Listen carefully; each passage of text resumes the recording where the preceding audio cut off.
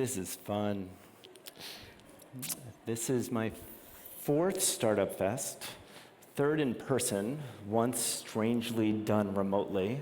We did our best in 2020. I'm here to convince you of something. I'm here to convince you that founders build products and CEOs build companies. And those are two very different things.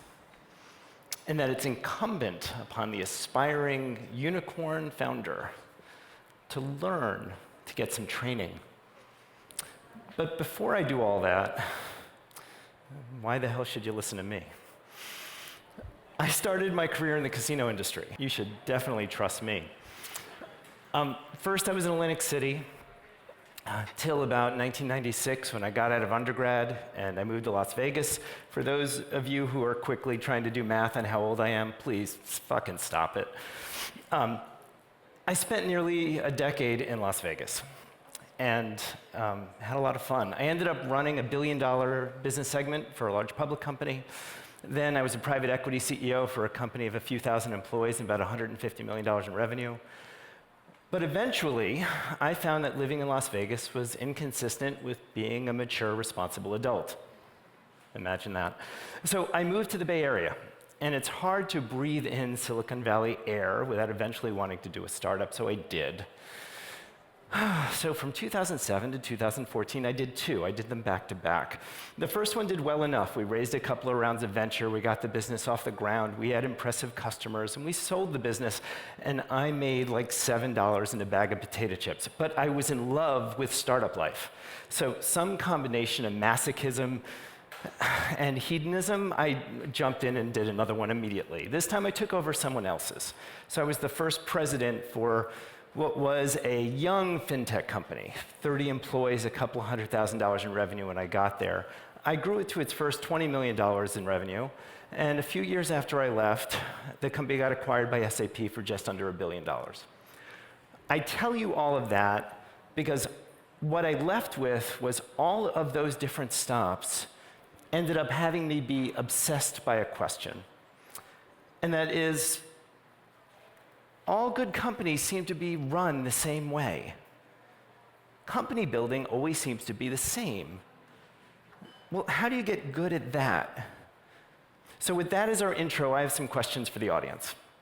Show of hands, how many founders do we have in the room? Nice. And sorry for you. How many of the founders want to build a giant company? Shopify, Airbnb, Uber size. Show of hands, you want to build something frickin' giant. Nice. Optimists. For the founders among you, I'm curious just to kind of get a little bit of a level set. How many of you have 3 employees or more already? And by the way, count interns, count fractional, but 3 or more people. Keep your hands up. Cool. Keep your hands up, please, if you have more than 10. Okay? More than 30. Anyone with more than 100? Okay. So I mentioned Uber a moment ago. Let's use them as an example. We had a lot of hands go up saying you wanted to build a giant company. So what qualifies as giant? Uber would qualify as giant, right? 30,000 employees. So here's my curiosity for the founders in the room. If I teleported you today, and you suddenly had 30,000 employees you're responsible for, how many of you would know what you're doing? Show of hands. I got one half hand up in the back, but he also has 3 drinks in front of him. Oh, one other hand. Great. So this is the crazy dilemma that all of you aspiring giant company building founders have to deal with. How do you grow your skills fast enough so that you're actually capable of running the very business you helped build? Let's go back to the beginning. All of you started as a startup founder very alone. I mean, painfully, probably alone. You had an idea, you wrote some code, you started to talk about it with folks. Some people were inspired, other people made fun of you. Hopefully they're not your friends anymore. You work on this idea relentlessly, and eventually you start to make some progress. You build a product, you get some customers, you raise some funding, maybe you encourage a few people to join the business along the way. It's working. You have solved the first of the two-part problem to how to build a successful company. That's right, I said two-part problem. Stay with me. A funny thing happened as you went down this path of writing first code and getting first customers and getting first funding and then hiring a bunch of people. All of you went from individual contributor to manager. All of you went from inventor of a product to running a company. And those are completely different jobs. And that's the point. I'm going to apologize here for being a bit reductive. But there are two distinct parts to the startup journey. And the vast majority of conversations you will hear while you're in Montreal this week is only about one of them. You'll hear this, or versions of this. It'll be masked under product market fit or traction or different words, but it's all, can you build something people want to buy? And that is step one. It is the right thing to obsess about first. But it's only part one. Because if you're lucky enough to get through part one, there's a whole new piece of work to do. Now you have to build a company around that thing people want to buy. And I posit that part one of this journey needs a founder, but part two needs a CEO. And I believe that every founder in this room that raised their hand saying they want to build a giant company can learn how to be that CEO. It takes effort and it takes training, but it is not out of reach. And it doesn't have to be trial and error. So let's start with the question of what makes a great founder. Let's play with that for a second. This is a question I have personally obsessed about for years. Yes, I don't live that interesting of a life. I get obsessed by a certain question. I can't let it go. I ask a lot of people. They roll their eyes, but they generally give me the answer I want.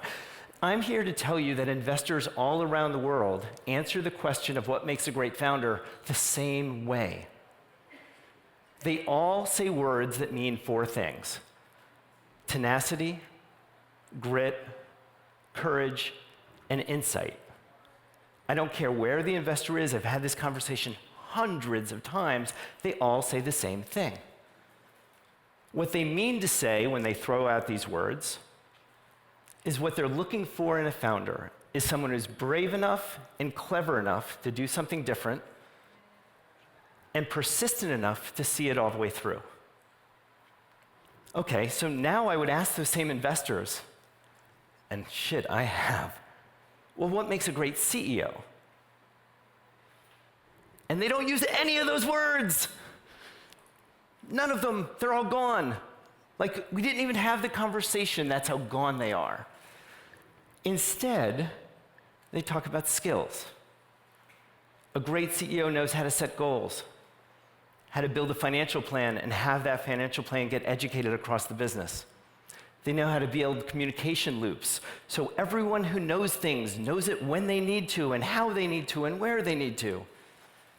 They know how to have hard conversations and give feedback when it's necessary. They know how to go from themselves selling something to building systems that sell and deploy things. So, of course, I had to ask the follow-up question.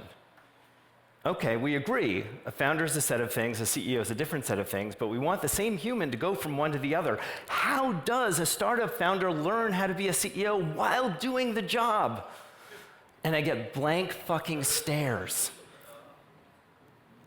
In fact, a startup CEO is, from what I can tell, the highest paying job I can find in the world without training or pedagogy. Imagine if we approached other jobs in the world like that. Don't worry, Mr. Wannabe Pilot, no formal training required. If you crash this one and happen to live, we'll just get you another one. Miss Aspiring Surgeon, oh, you killed another one. Don't worry, the waiting room is full. But I know you were a career academic. You uploaded 7 lines of code into GitHub, and your slides are gorgeous. So I know you'll spend my millions of dollars well. And yet that's what we do with founders all the time. And founders don't want to admit, and I understand why, because I've been a founder a lot, to the investor, hey, I don't really know what I'm doing, but I invented a cool thing that's starting to work. So sure, give me the $7 million, I'm ready. So let's talk about this. What does it actually mean to build a company? What are the skills a CEO has to do well? So every CEO, especially the first-timer, there are 3 mandatory elements to the job. We're going to call this the minimally viable CEO. The minimally viable CEO has to do 3 things. 1, set the direction. Where are we going? This is vision. Why do we exist? Mission. How do we get there? Goals for the year, working backwards from the next fundraise. Goals in the short term. What's the trajectory to get there? Make sure everyone understands and we're all aligned. Number 2, they have to pick the team. In the beginning, that means the first number of hires that you make. But it's beyond that. Then it's building hiring systems and making sure the people who do the hiring for you know how to do that well. The quality of the human, the competence of the human, the kindness of the human, the reliability of the human. Good hiring is not an accident, both the ones that you hire yourself and the people who work for you. 3, you have to resource the team. So yes, that means raising capital, but it also means building a financial plan and figuring out ways to adhere to a budget and continuing to obsess about cash. How many folks here for founders have built a financial plan for a fundraise and then never looked at it again until they had another fundraise? Oh, no, I'm not the only one. Thank you for the honesty, sir. Got another one. That's the minimally viable CEO. None of you want to be minimalist. What does the advanced one look like? Well, and enjoy the work we make at our business to study how the best startup CEOs do everything. We study it, we framework it, we templatize it, we teach it. And what we have figured out is that the best of the best, they master 3 distinct dimensions to the job. What we're going to call general management, functional management, and self-management. Let's just talk about these each for a minute. One of the hidden secrets of startup life is that most founders don't know how to run a company. They know how to build a product. Learning to run a business, general management. Let's talk about what this means. I went one too far. Now backwards. Yes. Do you know how to read a financial plan? Do you understand hiring systems, goal systems, communication systems? I understand that today some of you have 3 or 4 or 5 employees around you, so this seems easy. Just tell people what to do, meet again tomorrow, repeat. Does that work at 10 employees? Maybe. Does it work at 20? Does it work at 40? The reason I call it general management, because I don't care if it's financial planning or hiring or goal setting or communications, what you'll notice is that those things are true regardless of the conceit of the business. I don't care if you're med tech or deep tech or B2B or consumer, it doesn't matter. You either know how to run a business or not. Now, some of you have run businesses before and now you have a startup. This part will be easy. Some of you are career academics that have never run a business of any kind. This will be hard, and that's okay. We can do hard things. Functional management. The best CEOs understand enough about every job that reports up to them. How many of you have someone who works for you that you are so disconnected, so unfamiliar with what they do day to day that it might as well be dark magic? Anybody? Any engineer CEOs that hired their first VP of sales? No idea what they fucking do. Any sales leaders that just hired a CTO for the first time? Okay, I guess I'm the only one. I know it's late and I'm keeping you from cocktails. I'll keep moving. It doesn't have to be this way. If you can learn their role of the people who report to you, you can learn the words they use, the tools at their disposal, the basic frameworks by which they make decisions. This is what the best CEOs do. As your companies improve, as they ascend, you're going to have a leadership team. You're going to have a VP of sales and a VP of growth and a VP of people and a VP of legal, et cetera, et cetera, et cetera. Remember, Uber has 30,000 people. Their leadership team of 8 to 10 is not going to look that much different than yours. But then they have a management layer and a management layer and a management layer. And it's incumbent upon each of you to at least be able to communicate with those folks. If you can learn enough to be conversational with your people, then you can relate to every functional area in your company, and you can weigh in, and you can make sure that they are aligned to what matters to you the most. Self-management. Among the best CEOs, there are a bunch of traits in common. Their people love working for them. Their employees feel heard, respected. Their employees can safely speak their mind. They can debate, they can argue, they can get to the best decisions. Conflicts get resolved quickly and comfortably, without blame, without attack, without someone feeling minimized. People work their ass off, but not to burnout, not to self-destruction. And there's somehow this balance of both a demand for performance, but no loss of humanity in the process. How many here want to be the best kind of CEO they can be? Doesn't that sound like a fun place to work? Guess what? It's your job. So, your capacity to create psychological safety, to hold yourself accountable, how to resolve issues both internally to you and with the people who work for you, and demonstrate enough care for others so that people know that you're not just here to be transactional, you're here to take care of the humans as well as the mission. This is what the best CEOs do. They care as much about the soft skills of the role as the hard skills of the role. The best CEOs we've studied and worked with have one major thing in common. Like, if you're going to write down one thing from this talk, I would write this one down. They care about being great at the job. So they keep trying to learn. Okay. This talk feels academic and not as silly and playful and absurd as I tend to like to have my talks. So now we're going to get silly and playful and absurd. Just for a few minutes. Because not every CEO reaches the top of the mountain. Some are dumpster fires. And these are the CEOs that never take the time to actually study themselves and examine.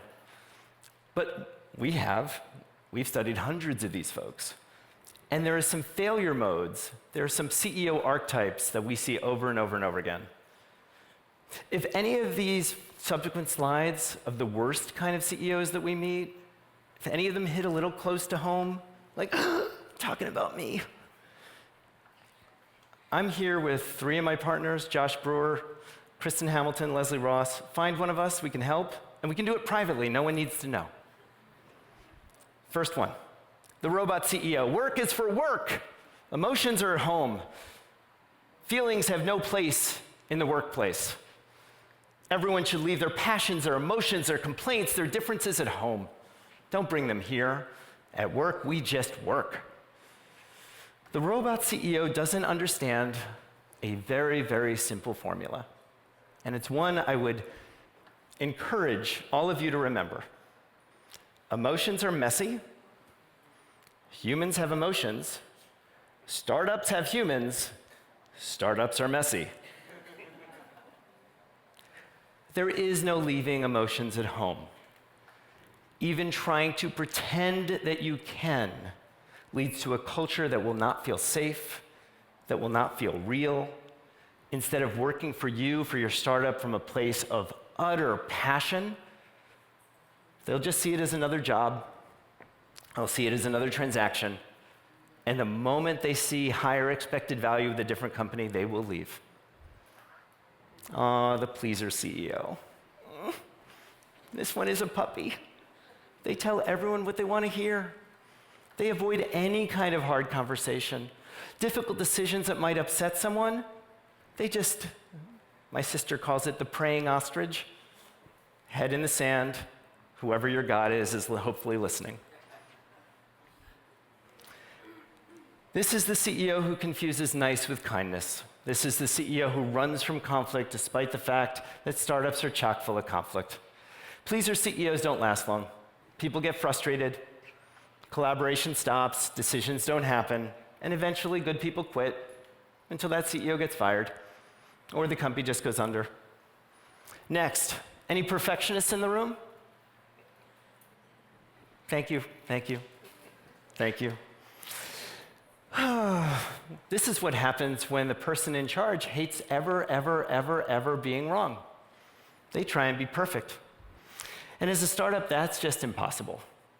You have too little data, too little historical evidence, too few resources, too little funding, and usually not enough time. Perfect is often not possible. In fact, you shouldn't even try. Only good enough and fast enough. But the perfectionist CEO disagrees. Just try harder. We can be perfect. Precision is just another cycle, another sprint. So what happens to these CEOs? Man, they often build something absolutely beautiful just in time for bankruptcy. Oh, the angry CEO. Anyone ever work for someone who screams a lot? Is your boss here? Point them out. This is someone who can't manage their emotions. This is someone who just loses their shit. Whether it's in public in a meeting or with passive-aggressive on Slack, you know this human. They just can't moderate themselves. Here's what I can absolutely promise you. No one wants to work for this human. No one wants to work for the angry person. Now, the angry person's response to that is, I am just holding them to a high standard. No, you're just mean. You can hold people to a high standard without being mean. I know this because I have a 2.5-year-old and she's angry all the time. I'm not even going to pronounce this for this room. This room knows this one. This is the CEO who thinks he or she is an individual contributor. They think they can just hire great talent and then leave them alone. Because adults can be autonomous. They don't need direction. They don't need management. They don't need supervision. They argue, these veterans, they know their job better than I do. Why would I get in their way? And if I have to give them any direction, I have hired the wrong people and I will replace them. They are so wrong, it hurts my head. I have never met any employee, and for those who did the math earlier, I'm 50. I've never met any employee that didn't benefit from good management. I don't care how senior they are. What happens to this particular CEO is their people don't get managed, which means they operate in silos. They do not collaborate well. Poor performance, poor collaboration doesn't get exposed because the CEO doesn't see it or hear it. Employee turnover starts to kick up because even their best performers feel alone in the job, and then they eventually leave. And that usually kicks off the search with Korn Ferry or Hydrogen Struggles or someone to get a new CEO. Anyone ever met this one? Because this is the last and arguably least effective CEO, the micromanager. I like to joke that this CEO makes a living by doing other people's jobs for them. No adult wants to work for this person. You know what adults want? Freedom, direction, resources. And when they raise a hand to say, I need help, they want the CEO to be available. You know what they don't want? Do it this way, and do it this way, and do it this way, and I'm going to meet with you today, and then we're going to meet tomorrow, and then we're going to have a stand-up every single day, and then I want you to give me a written report every Thursday. Nope. Children need structure. You ever see, like, you go on bowling with little kids and you have to put up the bumpers on the sides so the ball never goes off into the alley and the gutter? Is that just me? No? Yeah? That's what kids need. And you have some kids who work for you. It has nothing to do with chronology. It's just They're earlier in their career, they need structure. Adults don't need structure. If you micromanage an adult, they will simply quit. Remember Uber? 30,000 employees. I don't care, the most successful neurotic micromanager in the world couldn't run 30,000 jobs. Don't be this human. Let me close with this. We have a lot of aspiring CEOs in the room. Don't hide from how you're doing. Ask how you're doing. Advisors, colleagues, your co-founder, your early employees, your investors. Do a 360. It can be informal. I'm not asking for some large administrative corporate thing. Really ask. Go out and find out which parts of this job you're doing well, which parts of this job you're not. Put it in the categories of, do you know how to run a business? Do you understand the functional roles? Are you showing up from a self-management point of view the best way you can? And perhaps even, maybe more importantly, in a moment of quiet reflection, ask yourself honestly, did any of my failure modes ring a little too close to home? Are you the perfectionist? Are you the micromanager? Are you angry more than you want to be? If so, please go get help. You have a long journey ahead of you. Be the best version you can along the way. If this was at all interesting to you, my partners and I have a lot more content. Enjoy the Work is taking over the Sky stage tomorrow from 1:30 to 5, where we're going to teach a bunch of modules on CEO skills. Two of my partners are right there with their hands up. Leslie Ross and Kristen Hamilton. Our other partner, Josh Brewer, is somewhere. There's a chance he's already at the bar. Oh, no, he's over there. He's over there, reputation saved. Thank you very much for all the time today. This was a joy. We'll see you tomorrow afternoon. Thank you.